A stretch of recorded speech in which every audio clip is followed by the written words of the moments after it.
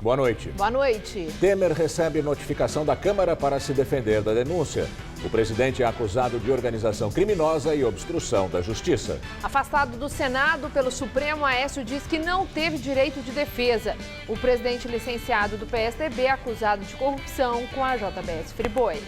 O Ministério Público deve pedir perícia nos recibos de aluguel de Lula. O ex-presidente é acusado de receber propina do Odebrecht em apartamento. O Brasil é o último colocado do mundo em pesquisas sobre a confiança nos políticos. O estudo do Fórum de Davos fez o ranking de 137 países. O governo arrecada mais de 12 bilhões de reais em leilão de 4 hidrelétricas. O maior negócio foi a usina de São Simão, entre Minas e Goiás, e ficou com os chineses. Além de atraso e custo maior, a obra do Rodoanel causa transtornos. O trecho norte, ligando a Via Dutra a Bandeirantes, deve ser entregue só no ano que vem. O Jornal da Gazeta está no ar.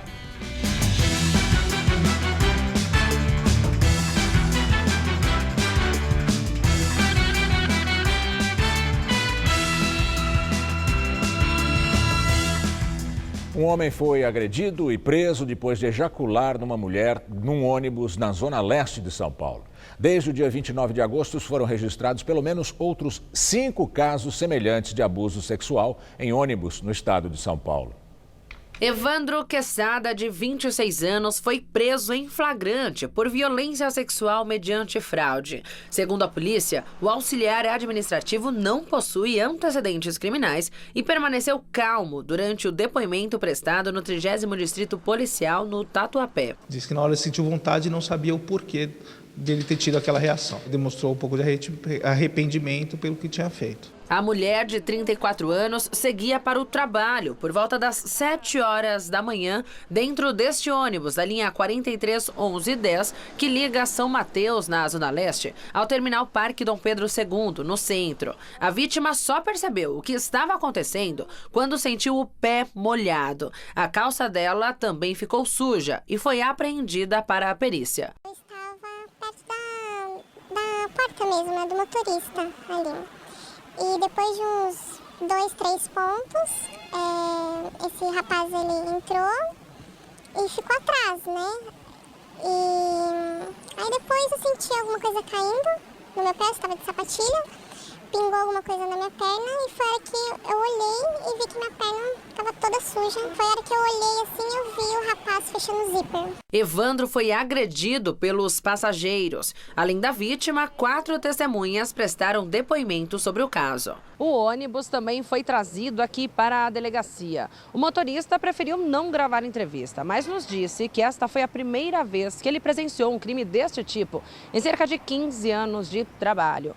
Durante a confusão dentro do coletivo, ainda foram furtados cerca de R$50 do caixa da cobradora. O furto também foi registrado na delegacia. O noivo da vítima considerou o homem frio e disse que está triste com a situação. Ele chegou e ele saindo da viatura, ele ergueu a cabeça dele e saiu andando como se fosse uma coisa normal, como se ele não tivesse feito nada. Eu não sei nem o que dizer, estou inconformado até agora. Apesar do constrangimento, a vítima afirma que nem cogitou ficar calada. Para as outras pessoas que passarem por isso, não se calarem, né? Porque tem que mudar, alguma coisa tem que ser feita, né? Então eu estou fazendo a minha parte. E o pior de tudo é que um outro caso foi registrado hoje no Imirim, na zona norte de São Paulo. Segundo testemunhas, um vigia de 31 anos foi flagrado por uma passageira ejaculando nas costas de outra mulher. Pessoas que estavam no ônibus impediram que o homem saísse. O caso foi registrado no 38º Distrito Policial. A Comissão de Constituição e Justiça do Senado aprovou hoje 2 projetos que devem tipificar o ato de constrangimento ofensivo ao pudor em transporte público. A pena prevista é de 2 a 4 anos de prisão e pode chegar a 6 em caso de violência ou grave ameaça. Se não houver recurso, os projetos vão para a votação na Câmara. As obras do trecho norte do Rodoanel são investigadas na Justiça. O Ministério Público suspeita de um esquema de superfaturamento em desapropriações do governo de Geraldo Alckmin no PSDB. A obra, muito atrasada, só deve ser entregue no ano que vem. Os moradores reclamam de transtornos. No bar, Benedita não consegue mais servir as refeições. Parei de servir almoço por causa do pó. Parei de fazer petisco na vitrina, que era meu ganha-pão, por causa do pó. O prejuízo é 60%. Maria ficou doente. Sinto muita falta de ar, tenho bronquite, sinusite, estou muito atacada por causa da poeira. Chegou aí para o hospital? Cheguei para o hospital. A poeira que atormenta quem mora no Jardim Peri vem da obra do trecho norte do Rodoanel. A pista de 44 quilômetros vai interligar a rodovia dos Bandeirantes à Via Dutra. Vizinho da construção, Nailton passa o dia assim, com um pano na mão. Diz que não adiantou reclamar com a construtora. Aí decidiu estampar a própria indignação na porta da loja. Ao lado da foto do governador, pergunta: será que para o Rodoanel Norte nascer, eu tenho que morrer? Aqui é meu comércio e minha residência. Então aqui é dia e noite, o cara não tem sossego. Você está assistindo a televisão, é a casa tremendo, fumaça dentro da sua casa direto.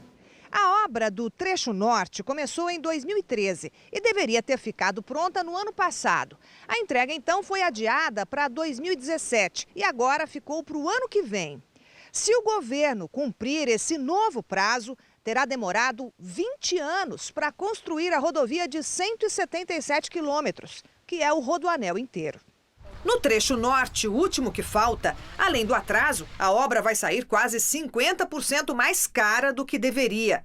No início, a previsão era gastar pouco mais de 5 bilhões e meio de reais. Agora, a estimativa supera os 8 bilhões. O governo diz que o que pesou na conta foi o custo da desapropriação dos terrenos por onde passa a estrada. Proprietários conseguiram, na justiça, aumentar muito o valor das indenizações. O caso é alvo de uma investigação do Ministério Público. A suspeita é de que os lotes tenham sido supervalorizados na avaliação judicial. O esquema envolveria donos dos terrenos, peritos e advogados. 15 pessoas tiveram os sigilos bancário e fiscal quebrados. E não é só essa parte da estrada que pode ter consumido dinheiro público a mais. O trecho sul do Rodoanel, que foi entregue em 2010, aparece nas delações da Odebrecht. 7 executivos da empreiteira denunciaram um esquema de corrupção na obra que teria favorecido políticos. A cidade de São Paulo teve queda de 12,5% no número total de multas no primeiro semestre deste ano, comparado ao mesmo período do ano passado. De janeiro a junho deste ano, foram registradas na cidade de São Paulo 6.847.000 multas, contra 7.823.000 no mesmo período do ano passado, uma queda de 12,5%. Os números são da Secretaria de Mobilidade e Transportes. Segundo a Prefeitura, o principal motivo da queda é o reforço da sinalização viária, onde ficam os radares que mais multam na cidade. Outro fator para a diminuição das infrações, segundo a administração, é o aumento de velocidade nas marginais Tietê e Pinheiros, que está em vigor desde 25 de janeiro. Já o número de multas registradas só por radares caiu ainda mais, 16%. Por outro lado, houve aumento das multas a motoristas que avançaram o semáforo vermelho. Até junho foram 231.436 infrações, contra 228.356 no primeiro semestre de 2016. Delação premiada do doleiro Lúcio Funaro, ex-braço direito de Eduardo Cunha, mostra que empresários e políticos, entre eles Michel Temer, se instalaram em escritórios no mesmo bairro Itaim Bibi para facilitar o transporte de propina. O trecho entre as ruas Pedroso Alvarenga e Jerônimo da Veiga foi chamado pela Polícia Federal de quadrilátero da propina. Segundo Lúcio Funaro, pelo menos 4 escritórios de beneficiários de propina do PMDB ficam nessa região do Itaim Bibi, na zona sul de São Paulo. Todos a um raio de 500 metros do escritório do presidente Michel Temer, na rua Pedroso Alvarenga. Na mesma rua está instalado o melhor amigo do presidente, o empresário José Yunes, acusado de receber R$1 milhão de propina em nome de Temer.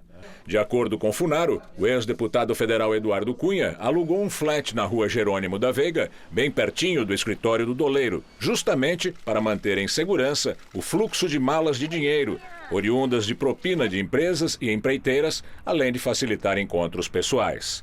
Na delação firmada com o Ministério Público Federal, o doleiro braço direito de Eduardo Cunha admitiu que operou na rua Jerônimo da Veiga dinheiro desviado da Caixa Econômica Federal para políticos do PMDB, entre eles Eduardo Cunha e ministros e ex-ministros do governo Temer. O Itaim é um dos bairros mais caros de São Paulo. O metro quadrado de qualquer imóvel não sai por menos de R$13 mil. Senadores querem derrubar a decisão do Supremo que determinou o afastamento de Aécio Neves, do PSDB, do mandato parlamentar. Para um ministro do Supremo Tribunal Federal, o Senado pode reverter o caso. Aécio Neves é acusado de corrupção passiva e obstrução de justiça por pedir e receber R$2 milhões da JBS Friboi e de ter atuado no Senado e junto ao Executivo para atrapalhar as investigações.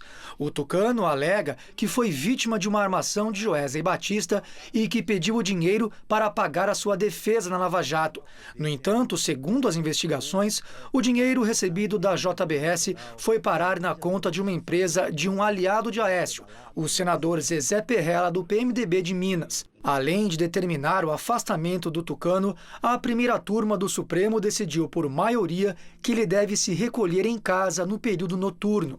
Votaram neste sentido os ministros Luiz Roberto Barroso, Rosa Weber e Luiz Fux. Foram contrários os ministros Marco Aurélio Mello, o relator da matéria, e Alexandre de Moraes, que antes de assumir a vaga no STF era afiliado ao PSDB, partido de Aécio. Para Barroso, os fatos narrados pela Procuradoria-Geral da República são graves e contêm indícios de materialidade e autoria dos delitos que são incompatíveis com o exercício de função pública. Para o ministro, Aécio usou o mandato para atrapalhar as investigações. Houve o depósito do dinheiro e a tentativa de ocultação da sua origem. Houve, igualmente documentado, a conversa com Joesley Batista, o agradecimento e a oferta de uma diretoria da Companhia Vale do Rio Doce. O ministro Luiz Fux ressaltou que é possível aplicar a qualquer cidadão as medidas alternativas previstas no Código de Processo Penal. Isso tudo se resume num gesto de grandeza que o homem público deveria ter adotado. Já que ele não teve esse gesto de grandeza, nós vamos auxiliá-lo. Agora a discussão deve ocorrer no plenário do Senado. Parlamentares já estão articulando derrubar a decisão do STF. Até o presidente da República já entrou na jogada para salvar o aliado. Michel Temer teria tratado do assunto com o líder do governo no Senado, Romero Jucá. O medo do Palácio do Planalto é que a eventual saída de cena de Aécio possa ser usada contra Temer no momento em que ele precisa de votos para barrar a segunda denúncia na Câmara. Para o presidente do Senado, Eunício Oliveira, do PMDB, se a Constituição foi ferida, cabe à Casa tomar decisão. O texto constitucional de 88 não trata expressamente de afastamento de parlamentar. De acordo com o artigo 5.3, parágrafo 2º da Constituição Federal, desde a expedição do diploma, os membros do Congresso Nacional não poderão ser presos, salvo em flagrante de crime inafiançável. Nesse caso, os autos serão remetidos dentro de 24 horas à casa respectiva, para que, pelo voto da maioria de seus membros, resolva sobre a prisão. Não é o presidente do Senado que toma a iniciativa, não é o presidente do Congresso que toma a decisão. Quem tomou a decisão, nesses casos, foram os constituintes de 88, que colocaram isso com muita clareza na Constituição Federal. Para senadores do PSDB, a decisão do Supremo cerceia a liberdade de Aécio. Se fez um ativismo judicial muito forte e é preciso que a Constituição seja respeitada para que nós possamos evitar que outros casos semelhantes possam acontecer a partir de precedentes que são abertos. Pelo Twitter, o senador Randolph Rodrigues, da Rede, criticou uma possível articulação do Senado para analisar a decisão do Supremo. Já o ministro Marco Aurélio, que foi voto vencido ontem, disse que o Senado pode sim reavaliar a decisão da Corte.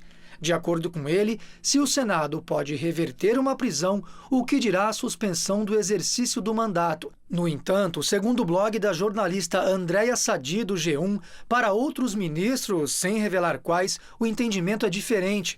Ou seja, não existe previsão legal do Senado reverter a decisão da primeira turma. Isto porque os ministros se basearam no artigo 319 do Código de Processo Penal, que diz que o recolhimento domiciliar é medida diferente de prisão. Já o ministro Luiz Fux disse que se espera que o Senado cumpra a decisão do STF.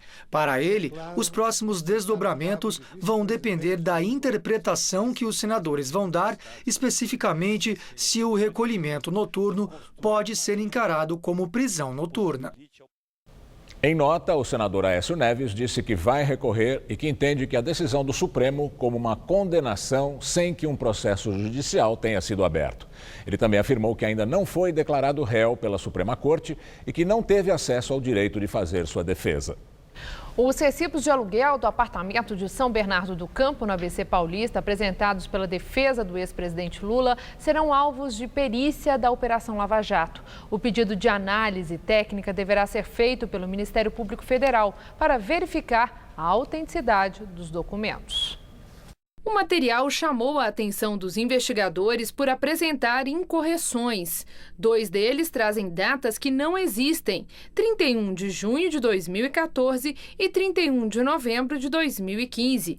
A defesa de Lula apresentou os recibos na segunda-feira, depois de ser questionada pelo juiz Sérgio Moro no interrogatório do petista, no início deste mês. Os advogados de Lula sustentam que a ex-primeira-dama Marisa Letícia pagou aluguéis pelo imóvel para Glaucus Costa Marques, primo do pecuarista José Carlos Bunlai. Em depoimento ao juiz Sérgio Moro, Costa Marques disse que adquiriu o apartamento a pedido de Bunlai e que só começou a receber o aluguel um dia depois da prisão do pecuarista, em novembro de 2015. O presidente Michel Temer foi notificado pela Câmara da segunda denúncia contra ele. Agora, ele tem 10 dias para apresentar a defesa. A notificação chegou ao Palácio do Planalto no meio da tarde. O documento foi levado pelo primeiro secretário da Câmara e recebido pelo subchefe para assuntos jurídicos da Casa Civil, Gustavo Rocha. Olha, eu continuo triste. O meu sentimento é de tristeza. Eu estou aqui cumprindo meu papel institucional, mas como cidadão brasileiro, triste pelo momento que o Brasil passa com todo esse mar de corrupção. Agora o processo segue para a Comissão de Constituição e Justiça da Câmara. O relator ainda não foi definido. A CCJ irá elaborar um parecer que pode ser a favor ou contra o prosseguimento da investigação, mas não tem poder de impedir a votação em plenário, que acontece depois. Pela Constituição, uma denúncia contra o presidente da República só pode ser analisada pelo Supremo Tribunal Federal se autorizada pelo Congresso. Na nova denúncia, o presidente é acusado pelos crimes de organização criminosa e obstrução à justiça. Além de Temer, também são acusados os 2 ministros mais próximos dele, Eliseu Padilha e Moreira Franco, ambos do PMDB, que também foram notificados. Ontem, o governo levou um susto. A base se rebelou. Por uma votação apertada, a Câmara dos Deputados aprovou a medida provisória que assegura status de ministério para a Secretaria-Geral da Presidência da República. Na prática, a decisão garante que Moreira Franco tenha direito ao foro privilegiado. Desde ontem, o presidente dedica toda a agenda em reuniões com parlamentares da base aliada. Hoje estavam previstos encontros de meia em meia hora com deputados do PSC, PMDB, do Podemos, PR, PSD e com um senador do PTB. Na terça, foram 4 encontros com deputados do PR e PP, incluindo o deputado Paulo Maluf. A informação de bastidor é que o gabinete está aberto a demandas. O objetivo, neste momento, seria conversar com parlamentares que votaram contra a primeira denúncia que tramitou na Câmara, que tratava de corrupção passiva e que acabou arquivada por 263 votos a favor e 227 contra. Num segundo momento, Temer também deve chamar os deputados indecisos. E agora o comentário de Josias de Souza, direto de Brasília. Ele fala sobre a crise política e as eleições do ano que vem. A política brasileira vive uma realidade de ópera bufa, mas o desfecho pode ser de tragédia. O país assiste a 3 atos da ópera bufa. O nariz de palhaço que Lula aplicou em si mesmo ao desqualificar as revelações devastadoras de Antônio Palocci, A indignação do Senado com o recolhimento domiciliar noturno que o STF impôs a Aécio Neves e o desinteresse da Câmara pela investigação de Michel Temer e da organização criminosa que a Procuradoria vê ao seu redor. O excesso de imoralidade parece ter anestesiado a sociedade e o sistema político aproveita para cultivar o insolúvel como uma espécie de flor do lodo. No instante em que a política vai a pique, a Câmara aprovou a medida provisória que garantiu foro privilegiado a Moreira Franco, um dos ministros denunciados junto com Temer. E o Senado gasta suas melhores energias para aprovar um fundo que derramará verbas públicas nas campanhas eleitorais sem cortar gastos.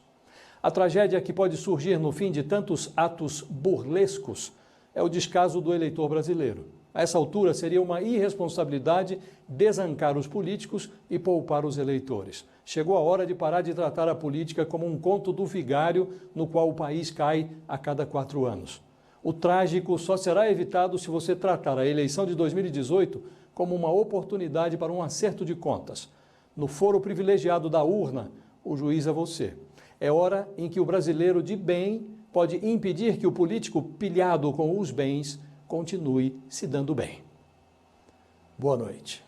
E daqui a pouco, Rodolfo Gamberini entrevista o professor de filosofia da USP, Vladimir Safatel, sobre a crise política no país. Os funcionários dos Correios estão em greve aqui em São Paulo. A repórter Fernanda Azevedo tem outras informações. Olá, Fernanda.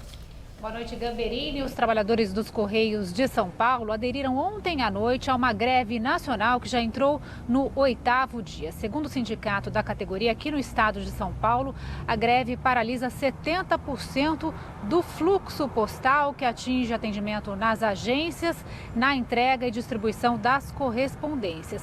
Mas os Correios informaram em nota números diferentes, que 80% dos trabalhadores estão atuando normalmente, que o funcionamento das agências em todo o país também é normal e que os serviços operam normalmente, assim como os serviços, por exemplo, de Sedex e PAC. Segundo os Correios, a paralisação só afetou aqueles serviços com hora marcada, como o Sedex 10, por exemplo. A categoria reivindica 10% de reajuste nos benefícios e R$300 a mais no salário, entre outras questões.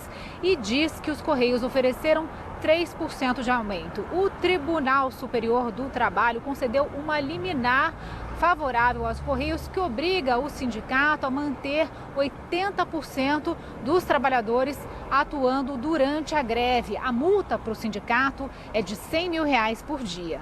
Voltamos ao estúdio. E daqui a pouco, Rodolfo Gamberini entrevista o professor de filosofia da USP, Vladimir Safatel, sobre a crise política no país. E uma pesquisa feita pelo Fórum Econômico Mundial diz que o Brasil tem os piores políticos do mundo. Segundo o ranking da competitividade, em 2008, o Brasil ocupava a posição de número 122 entre 134 economias examinadas. Em 2013, o país ocupava a posição de número 136 nos critérios que mediam a confiança pública nos políticos, de um total de 148 países avaliados. Em 2017, o Brasil é o último colocado entre 137 países. Aqui, a Fundação Dom Cabral foi a responsável pela pesquisa de opinião, realizada junto à comunidade empresarial.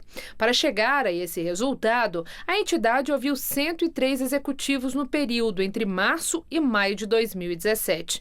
A pesquisa traz ainda outros pontos preocupantes. No que se refere ao desvio de recursos públicos, o país está entre os 3 últimos do ranking, os mais corruptos. No critério sobre eficiência dos gastos governamentais, o Brasil aparece entre os 4 piores. O Brasil apresentou melhora na avaliação popular das instituições e avançou 11 posições, ocupando agora a posição de número 109. Segundo o levantamento, o avanço está associado às ações no âmbito da Operação Lava Jato. No Rio de Janeiro, o Comando de Operações Especiais da Polícia Militar intensificou as ações para combater o crime organizado. Hoje, as tropas de elite da Polícia Militar fazem operação na Rocinha, no Alemão e no Vidigal. Essas ações são motivadas por boatos de que o traficante Rogério 157, pivô da atual guerra na Rocinha, estaria nos morros do Alemão ou Vidigal.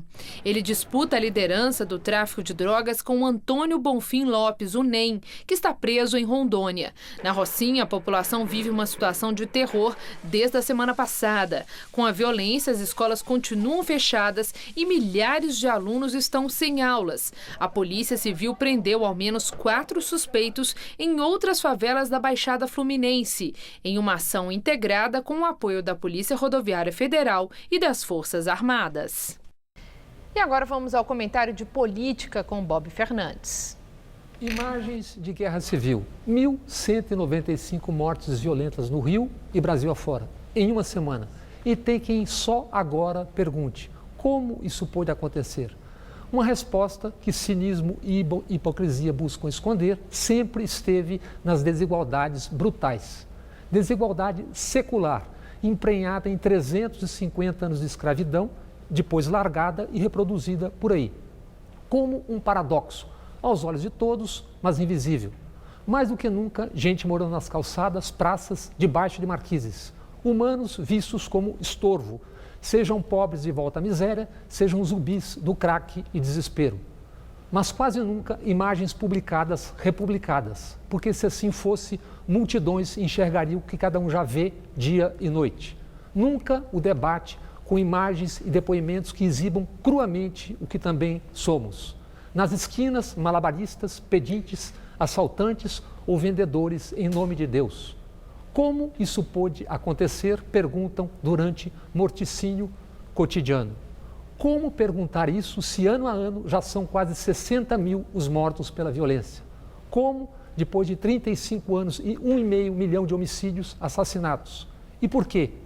Porque esses mortos são apenas estatística, sem rosto, sem nome, sem CPF ilustre. Não é gente que mereça imagens e debates.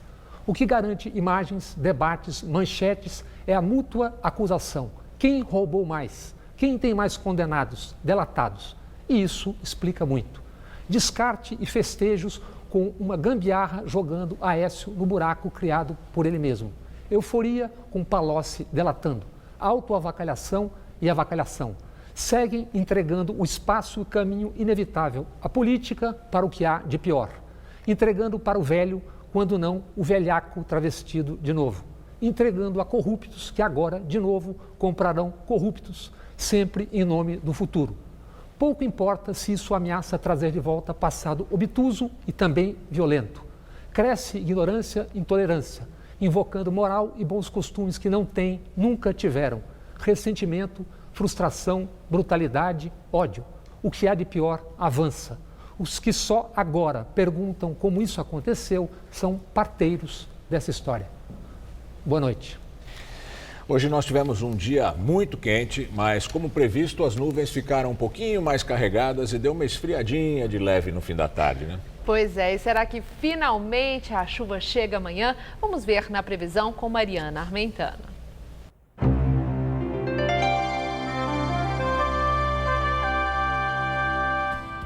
Atenção para as mudanças significativas no tempo nos próximos dias no centro-sul do país. Já a partir de amanhã à tarde, as áreas de instabilidade se intensificam no Mato Grosso do Sul e até o fim de semana a chuva deve aumentar também no sul e em parte aqui de São Paulo. Para amanhã, o sol ainda predomina e as chuvas ocorrem mais a partir da tarde. Só no leste gaúcho que o tempo fica mais nublado amanhã. Vamos ver aqui como fica o dia em algumas capitais? Olha só, em Porto Alegre, mínima de 16 e máxima só de 20 graus com muita nebulosidade e chuviscos. Em Curitiba, chuvas entre a tarde e a noite, temperaturas entre 14 e 24 graus. Em Recife, faz cerca de 29 com chuvinha rápida. E em Campo Grande, a chuva ganha força ao longo da tarde e faz calor de até 34 graus amanhã. Para São Paulo, o calor dá uma trégua aqui na faixa leste. O vento que sopra do mar favorece a formação de muitas nuvens sobre a Grande São Paulo e o litoral, mas não chove. Só no Vale do Paraíba e na Serra da Mantiqueira pode chover rápido durante a tarde. Nas outras áreas, sol e tempo firme. A maior temperatura vai ser registrada em Votuporanga, 37 graus amanhã por lá. Na cidade de Ribeirão Preto, chega a fazer até 36. E no litoral, faz só 27 graus em Caraguatatuba e 25 graus em Santos, mais fresquinho. Vamos ver como vão ficar os próximos dias aqui na capital? Nessa madrugada, mínima de 17 e máxima amanhã à tarde de 27 graus, sem chuvas por aqui. Aí na sexta-feira a máxima cai para 26, ainda não chove. E no sábado a temperatura cai um pouco mais, fica entre 16 e 24 graus e a previsão é de chuva a qualquer hora do dia.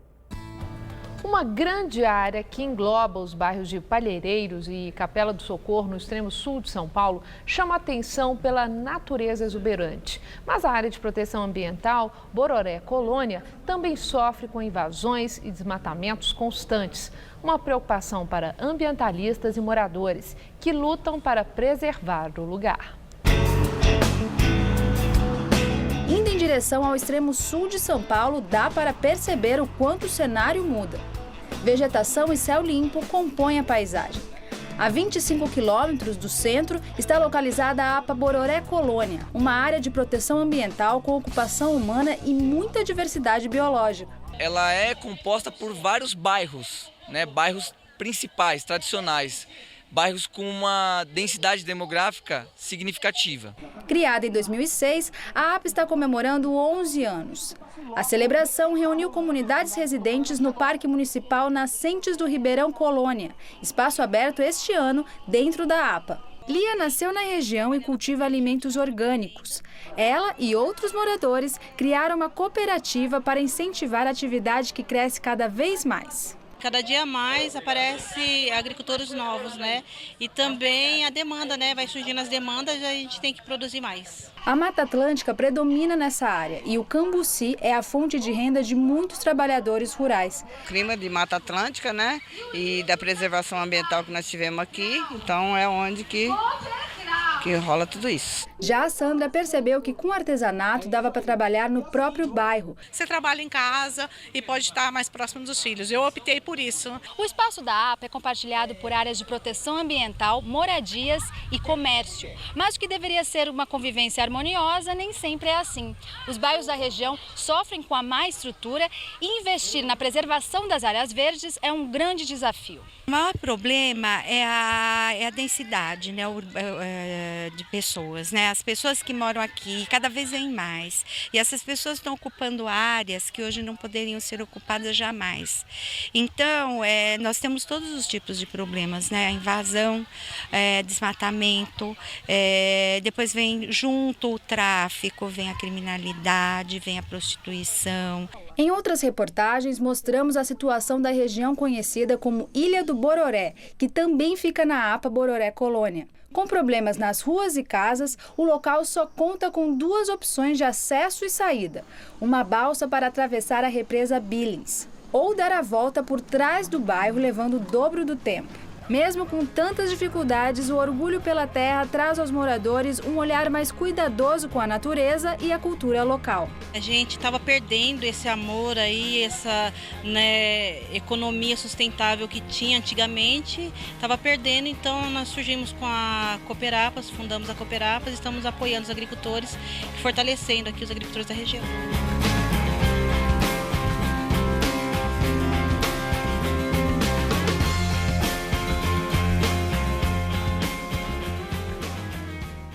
O Supremo decidiu hoje manter a permissão para que professores do ensino religioso em escolas públicas promovam suas crenças em sala de aula. Por 6 votos a 5, a maioria da corte seguiu o voto do ministro Alexandre de Moraes e defendeu a possibilidade de que o ensino religioso seja confessional ou seja vinculado a religiões específicas. Os 6 ministros entenderam ainda que o ensino religioso deve ser facultativo. A ação foi pedida pela Procuradoria-Geral da República em 2010. Para a PGR, o ensino religioso em escolas públicas só pode ser de natureza não confessional, ou seja, sem vinculação a uma religião específica. Vamos agora à entrevista do dia com Rodolfo Gamberini. Nosso convidado hoje é Vladimir Safatli, professor de filosofia da Universidade de São Paulo, filiado ao PSOL. Professor, obrigado por estar aqui com a gente. Muito obrigado pelo convite. O professor Safatli lançou há pouco tempo um livro, Só Mais Um Esforço, que traça uma história recente da política brasileira. Por que o senhor escolheu esse título, Só Mais Um Esforço? Isso é um título do Marquês de Sade, num livro chamado Filosofia na Alcova. No livro, num dado momento, aparece um panfleto político, você está na época da Revolução Francesa, onde ele fala: franceses, só mais um esforço se vocês quiserem ser republicanos. Que é um pouco a maneira que ele tinha de dizer: olha, parece que nós avançamos muito, mas é necessário ainda avançar um pouco a mais para conseguir chegar onde nós realmente queremos. Então, achei que isso era bom para falar sobre o Brasil. Uhum. E nossa história brasileira está mais para o sadismo ou mais para a Revolução Francesa? Não, é fato que a história brasileira ela chegou num ponto de esgotamento de um ciclo, né? Acho que talvez é necessário partir daí. Quer dizer, a gente teve um ciclo chamado Nova República, que é o ciclo depois da ditadura, que ele tem uma série de características. Uma delas é um certo modelo de governo baseado em coalizões, em grandes coalizões. Todos os governos foram baseados nessa forma. Então, você nunca teve governos que eram, assim, ideologicamente muito caracterizados. Sempre teve esse modelo... Fernando Henrique com Montoro e Lula no palanque. Ou mesmo, pense, por exemplo, Fernando Henrique. Quem era o grande negociador do Fernando Henrique era o Antônio Carlos Magalhães, que era um político que veio da ditadura.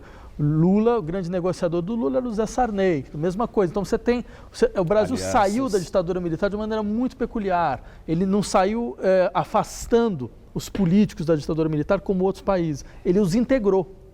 Então isso criou um certo modelo de inércia, né, que a gente está pagando o preço agora. De pouca transformação.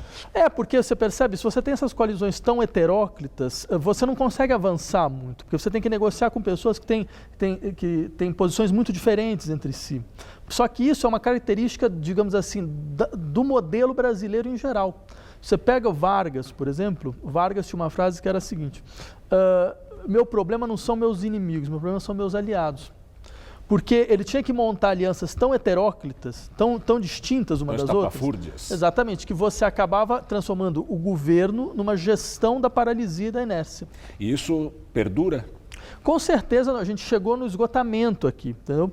Porque dentro desse processo você vai fazendo com que todos os atores que ocupam os lugares centrais sejam obrigados a fazer negociações no qual a corrupção é um elemento decisivo, né? Então todos eles foram marcados por um certo modelo digamos assim, de intervenção no interior do Estado, que fez com que nós chegássemos a uma situação como essa, onde não há mais nenhum ator político crível no horizonte da política brasileira. Mas essa política de aliança com setores da sociedade tão frontalmente contrários, não é um pouco responsável por uma derrocada da esquerda no Brasil? Também, não, com certeza, acho que ela foi quem sofreu mais, né? Porque, de uma certa forma, se você pensar bem, todos os governos brasileiros, a partir do Fernando Henrique, vieram da esquerda. O PSDB também veio, né? Seria bom lembrar isso, né? Só que o que acontece? Você não tem nenhuma condição de fato, impor um programa de transformação econômica, social e política de forma efetiva. Você consegue gerir margens, entendeu? Só que pequenos avanços que, como a gente viu, por exemplo, havia toda uma discussão de que o governo Lula estava fazendo avanços que eram reformismos, mas reformismos fracos, mas seguros, né? Só que a gente viu quão inseguro era todo o processo. É tudo completamente frágil, né? Porque, entre outras coisas, você vai desgastando a crença da população no processo político. Porque o processo político se transforma num processo de grande negociação. De acomodação. Sempre, do jeitinho brasileiro. Exatamente. Agora, como mudar isso? Pois é, acho que seria muito importante entender que o modelo institucional brasileiro fracassou. O modelo de democracia institucional brasileiro fracassou completamente. Quer dizer, não é só um governante que teve problema, entendeu? A maneira com que o Congresso funciona, a maneira com que o Judiciário funciona, a maneira com que o Executivo funciona, nada disso conseguiu consolidar alguma experiência democrática efetiva no Brasil. Fracassou para uma parte da sociedade, porque as grandes corporações, as famílias multimilionárias ganham dinheiro num esquema como esse. Um Congresso corrupto serve para quem?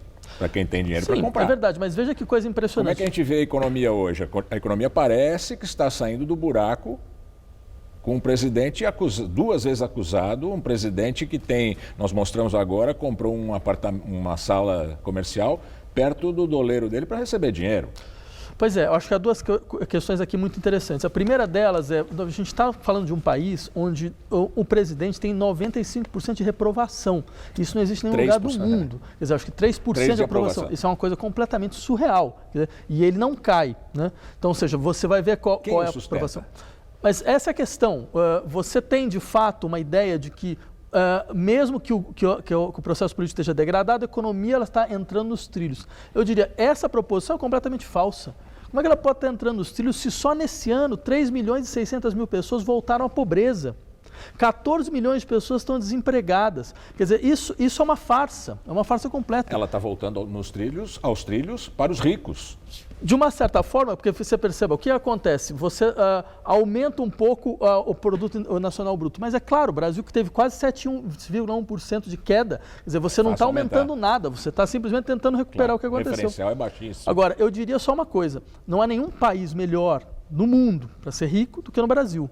Você não está falando de um país onde você viu a Oxfam mostrando um estudo, 6 pessoas têm a mesma renda de 100 milhões de brasileiros. O imposto de transferência de herança é 4%, na França é 40%. A gente tem essa conversa de que o imposto aqui é muito alto, mas o imposto é alto para a classe média. E é um imposto alto para a classe mais pobre, porque é um imposto em cima de produto. Está lá em cima do que você paga. Só que imposto de renda... O imposto de renda brasileiro é menor do que o imposto norte-americano. Uhum. Uma última pergunta, professor. Esse tipo de caldo gera que possibilidades de resolução?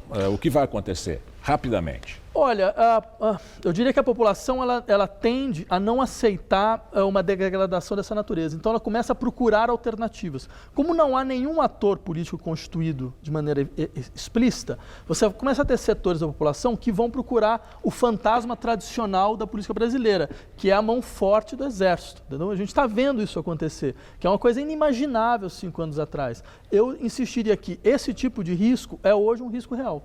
E qual é uma outra saída? Não, há a possibilidade da sociedade brasileira conseguir ter consciência de onde ela chegou e de por que ela chegou e, com isso, de uma certa forma, limpar a área dos seus atores, tentar reconstruir a sua institucionalidade, mais do que pensar em figuras, pensar em modelos de governo, né, que acho que essa é a questão fundamental. Mas, para isso, eu insistiria, existe um princípio de psicanálise que é o seguinte, para você conseguir, de fato, sair de um problema, você tem que encará-lo em toda a sua extensão. Não adianta você falar, não, isso é pequeno, você precisa ver o tamanho dele. Eu acho que talvez seja na hora da gente ver, de fato, qual o tamanho do problema no qual nós estamos. Tá bom. A segunda opção é bem melhor, professor. Muito obrigado pela entrevista. Eu que agradeço. Obrigado. Boa noite. Estela. O governo federal conseguiu arrecadar hoje mais de 12 bilhões de reais em concessões para iniciativa privada de 4 usinas da CEMIG, a Companhia Energética de Minas Gerais. As usinas foram arrematadas por empresas estrangeiras, o que gerou reclamação por parte do governo de Minas Gerais. Os leilões foram hoje de manhã na Bolsa de Valores de São Paulo. O governo federal conseguiu arrecadar um valor 9,7% maior que os 11 bilhões de reais que eram esperados com o lançamento do edital de concessões. As 4 hidrelétricas vendidas renderam 12,1 bilhões de reais e eram operadas pela CEMIG, a Companhia Energética de Minas Gerais, há 30 anos. As usinas de São Simão, Jaguara, Miranda e Volta Grande ficam na divisa de Minas com os estados de São Paulo e foram arrematadas por empresas da China, Itália e França, sem nenhuma participação de empresas brasileiras. O presidente Michel Temer comemorou a negociação e disse pelo Twitter que o governo dele conseguiu resgatar a confiança do mundo no Brasil e que o resultado superou as expectativas do mercado. O governador de Minas Gerais, Fernando Pimentel, do PT, criticou a venda das usinas aos estrangeiros e disse que o governo Temer se recusou a negociar a renovação das concessões pela empresa mineira. Nós tentamos, de todas as formas possíveis, uma negociação com a União que permitisse que a CEMIG continuasse operando essas usinas. Infelizmente, não encontramos espaço no governo federal para atender essa justa demanda dos mineiros. O tempo dirá se a decisão do governo federal foi a mais correta para o país. Para Minas Gerais, com certeza não foi. Além do leilão da CEMIG, a Agência Nacional do Petróleo, a ANP, leiloou hoje no Rio de Janeiro 287 blocos de exploração de petróleo em território brasileiro. Apenas 37 deles foram arrematados por 17 empresas, 10 delas brasileiras e outras 7 estrangeiras. O leilão rendeu ao governo 3,8 bilhões de reais e teve ágio de 1.556%, segundo a agência, quebrando o recorde do leilão realizado em 2013. A fatia mais desejada pelas empresas de petróleo foram as chamadas franjas do pré-sal, que ficam em áreas onde foram encontradas as reservas do chamado petróleo pré-sal, no governo Lula. Essas fatias foram arrematadas pela Petrobras e pela americana Exxon por 3,84 bilhões de reais. Segundo o presidente da Petrobras, Pedro Parente, a oferta bilionária da estatal brasileira por essas reservas se deu justamente pelos indícios de existência de petróleo pré-sal, também nessas regiões. Na Ucrânia, uma explosão num paiol de munição do exército causou um enorme incêndio e a retirada de quase 30 mil pessoas. A bola de fogo pôde ser vista de longe. O incêndio durou mais de 12 horas e consumiu mais de 80 mil toneladas de artilharia do armazém militar, a 175 quilômetros da capital Kiev. Pelo menos 2 pessoas ficaram feridas e foram hospitalizadas, mas não correm risco de vida. Esse é o 4º incêndio em depósitos militares no país em 2 anos. Desde 2014, a Ucrânia está envolvida num conflito com separatistas pró-russos e, por isso, o governo anunciou uma investigação do caso, porque acredita que o incêndio não tenha sido acidental e sim parte de um plano de sabotagem contra o exército ucraniano. Na Espanha, a polícia da Catalunha anunciou que não vai impedir o referendo de independência da região marcado para domingo. Mesmo submetida ao governo nacional da Espanha, a cúpula da polícia catalã afirmou que não vai participar do bloqueio das zonas eleitorais, apesar da ordem da Procuradoria Espanhola. Depois do anúncio, o ministro do Interior assegurou que, mesmo sem a colaboração dos policiais catalães, policiais e guardas civis de outras regiões da Espanha serão deslocados para a área e todas as medidas legais serão tomadas para impedir a realização do referendo, considerado ilegal. O governo da Rússia anunciou a destruição do último lote de armas químicas do seu arsenal. Segundo o presidente russo Vladimir Putin, as quase 40 toneladas de armamento químico faziam parte da herança da Guerra Fria. Putin criticou o governo dos Estados Unidos, que várias vezes já adiou a destruição de seu arsenal químico. Cerca de 200 países adotaram a Convenção de 1997, que proíbe a produção, o armazenamento e o uso de armas químicas. A Justiça de São Paulo liberou Evandro Quesada da Silva, de 26 anos, preso hoje após ejacular na perna de uma mulher dentro de um ônibus na zona leste da capital. Na decisão, o juiz afirmou que a conduta do indiciado é muito grave e repugnante, mas, infelizmente, penalmente configuram apenas contravenção penal. Daqui a pouco, as notícias do esporte e a final da Copa do Brasil. Até já! Vamos às notícias do esporte com Estela Gontijo e Celso Cardoso. Será conhecido nesta noite o novo campeão da Copa do Brasil. Cruzeiro e Flamengo decidem o título em Belo Horizonte, 9h45 da noite, daqui a pouquinho. Pois é, Estela, no primeiro jogo no Rio de Janeiro houve empate em 1-1. Como na decisão da Copa do Brasil, diferentemente de outras fases, não há o critério do gol marcado fora, como desempate. Novo empate, nova igualdade, leva a decisão para os pênaltis. Quem vencer, claro, por qualquer placar, fica com o título. O Cruzeiro, além do apoio da torcida, conta também com o fator mistério para superar o rival. Em tom de descontração, Mano Menezes confirmou o que vinha planejando nos últimos 20 dias. O único jogador que está confirmado é Alisson. Os outros 10, eu me reservo no direito de fazer como sempre fizemos, né? Passar para vocês 1h e 15 antes do jogo aquilo que a gente faz. Para esta partida decisiva, o Cruzeiro não contará com Rafael Sobis, suspenso. A escolha para o comando de ataque fica entre Raniel e Arrascaeta.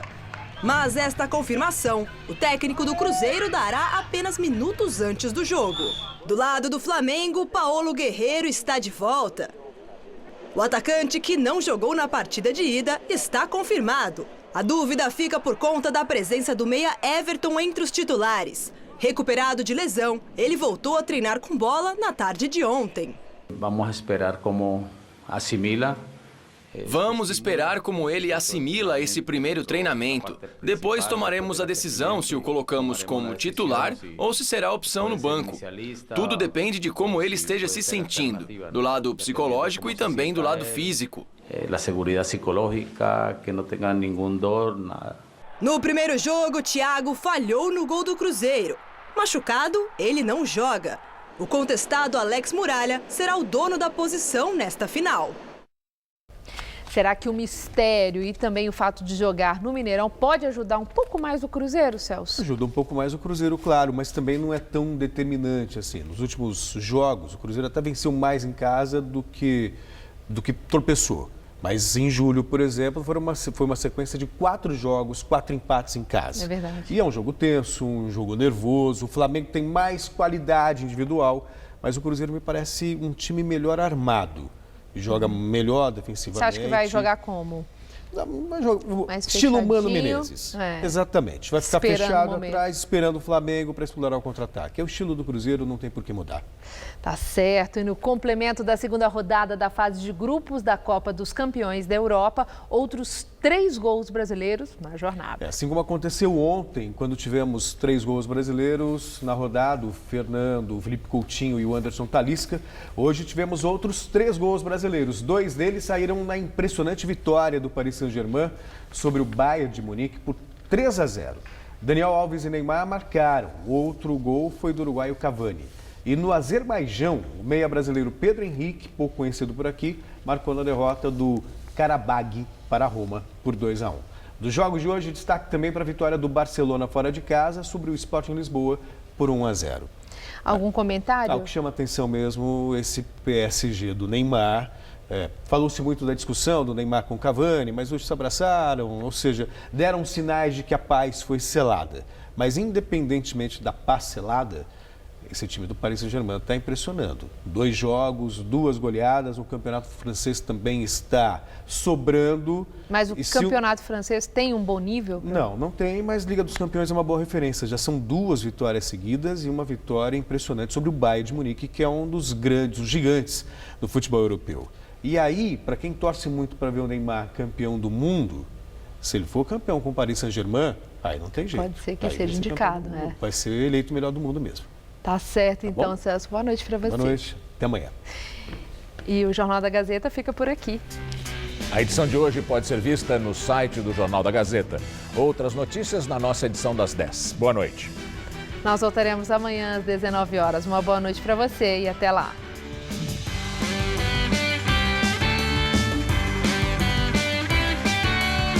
Dupla sertaneja Carlos e Jader anima o palco do Todo Seu, hoje, 10h30 da noite.